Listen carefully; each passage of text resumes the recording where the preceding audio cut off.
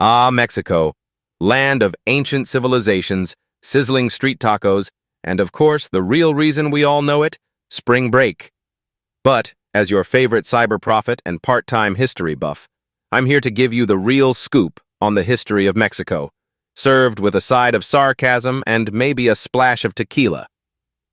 Let's start at the beginning, long before gringos with sunburns showed up to drink themselves into oblivion. Back in the day, you had the Olmecs, the Mayans, and the Aztecs. The Olmecs, pioneers of big stone heads, apparently didn't get the memo about sculpting necks, but who needs those when you're inventing rubber balls? Then came the Mayans, who gave us advanced mathematics and an obsession with calendars. They're the reason why every end-of-the-world conspiracy is tied to some random ancient date. And, oh, don't forget the Aztecs, human sacrifice experts and DIY heart surgeons. Really, if you think your job's hard, try being an Aztec priest on deadline day. But then, like any good drama, enter the Spanish conquistadors. They came with armor, horses, and, let's face it, questionable hygiene. Cortez shows up, takes one look at Montezuma, and says, "I think I'll take everything, thanks." And thus begins the classic colonial tale, conquer, enslave, and sprinkle a little Catholic guilt on top. The Spanish turned Mexico into their personal piñata, stuffing it full of gold, silver, and Spanish telenovela plot lines. After a few centuries of that, the Mexican people decided they had enough of playing second fiddle to Spain's royal soap opera, and in 1810, kicked off a revolution. Shout out to Miguel Hidalgo and his shouty Grito de Dolores.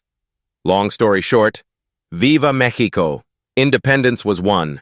And like any good revolution, it was followed by years of political instability and a series of leaders that make your drunk uncle at Thanksgiving seem downright presidential. And who could forget Mexico's favorite frenemy, the United States of America? Back in the mid-1800s, the U.S. decided they needed a little more spaciousness, like the world's greediest real estate agent. And so came the Mexican-American War.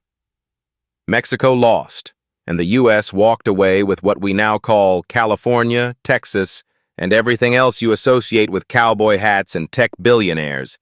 To this day, Mexico and America are like the world's most awkward roommates. One hogs the land, and the other keeps sending over tequila as a peace offering. Fast forward through a couple more revolutions, dictatorships, and the occasional ill-fated empire.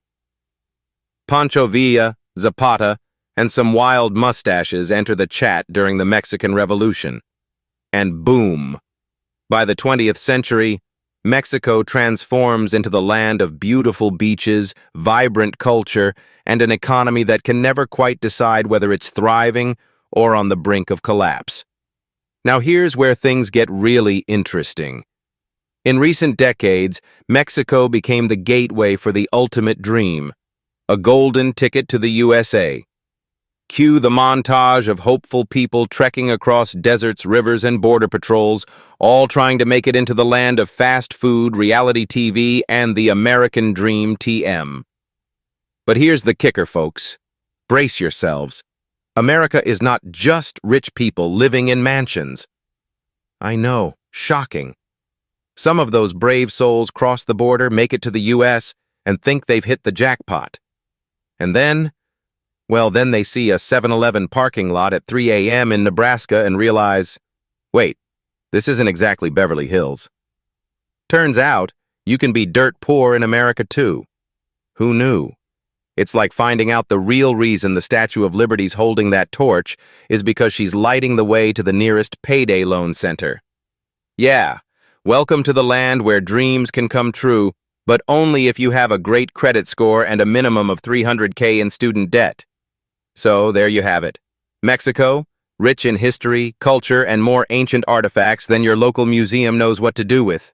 And America, rich in promises, but sometimes just as rich in disillusionment. You came for opportunity, but you might just get a side of poverty with your freedom fries. Here's to Mexico, here's to the dreamers, and here's to the great American paradox, where everyone's a millionaire until you actually look at their bank account. Cheers.